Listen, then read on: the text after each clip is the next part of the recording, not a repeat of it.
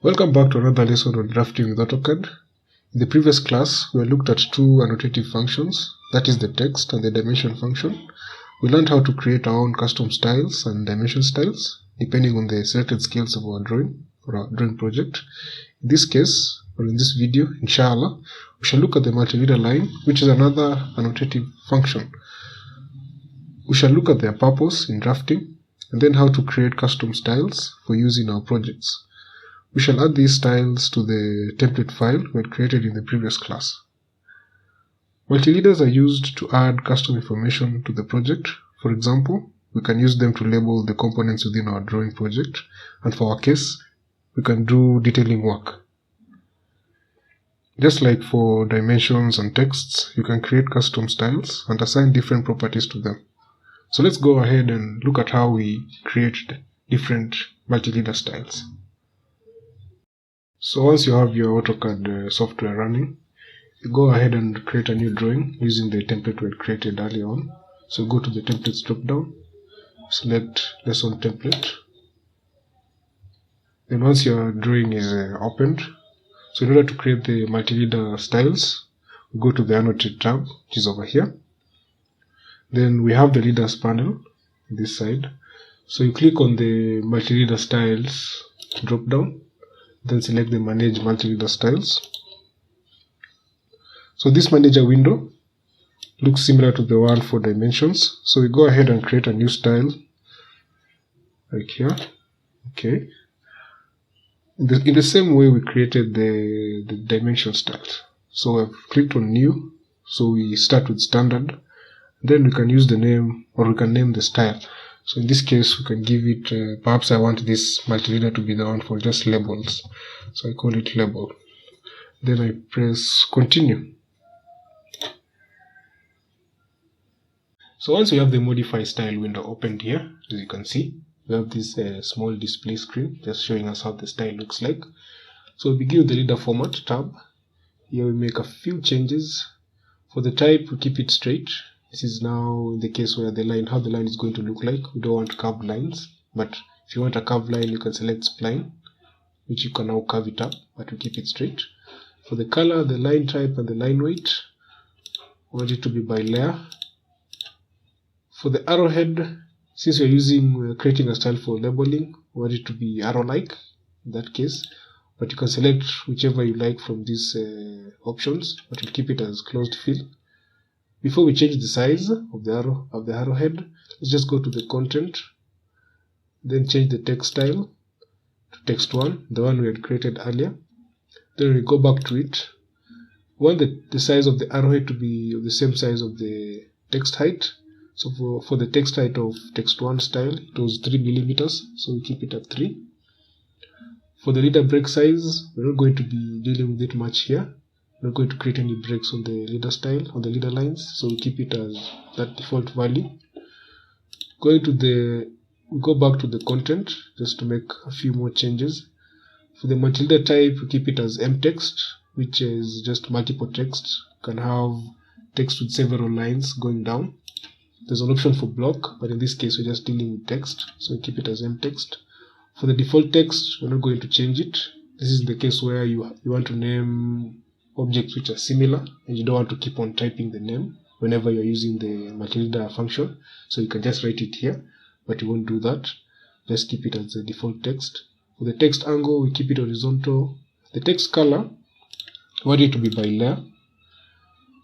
Then these options at the bottom, the first one always left justify. In the case where now you've engaged the function or you want to add a multileader line, if you select this option, it's going to mean that now the multileader line is going to be attached to the text only on the left side, regardless of where the multileader line is coming from. But in our case, we don't want to do that because we might have situations where it comes from the right. So we leave it as that. For the frame text, this is mostly common for multileader lines which are denoting or annotating elevations. So we want to use it here. Perhaps you can create it as a different style.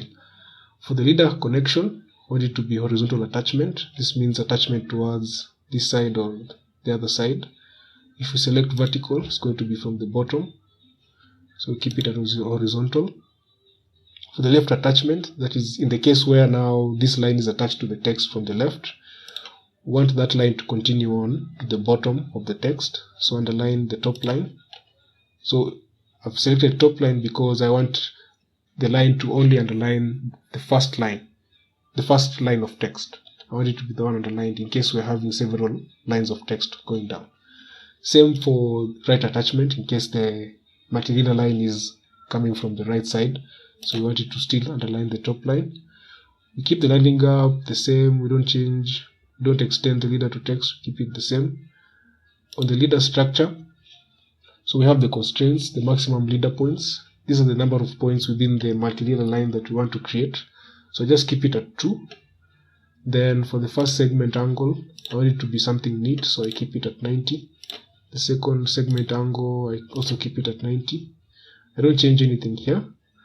For the scale, we're not going to make any changes from this first option because it's going to now force us to create several text styles. We're just going to change the scale after creating the multileader style. So once you're done with that, you press OK. There you've created a multileader style. So to engage it or to set it as current, you just select it and set as current, then when you close. So now let's see how it looks like. So you engage the multileader function. Pick just any point. Then perhaps let's write multileader style label. Then when you press enter, it shows you now we are having the multileader function now. No, the multileader text. Now we have several. We can write another line here, perhaps saying second line. You can say third line. Yeah, so let's do something like that.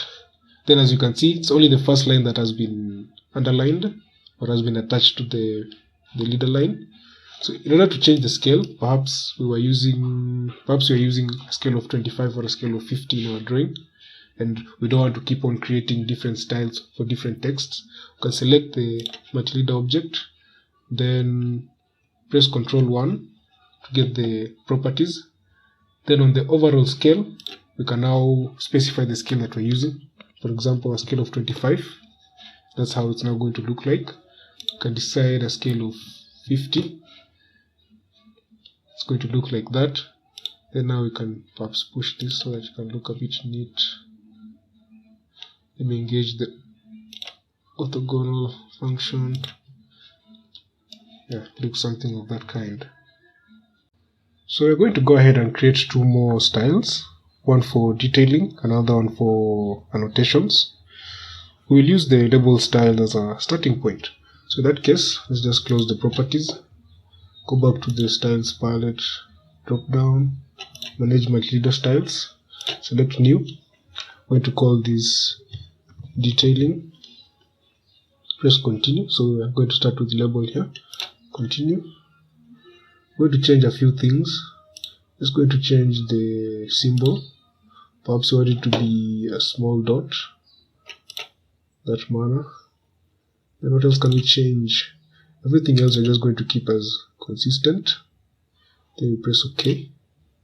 Then you create another one. Now for the elevations. This might be an interesting one. So we continue. Let's just take label still as the starting point. So we want it to be framed text. Then we want a vertical attachment as denoted here. Leader structure, I want to keep it at 2 and 2. And then the leader format, I will keep everything consistent. Press OK. So let's see how they look like or how we can engage them. So perhaps we want to select a new one for, let's say, detailing.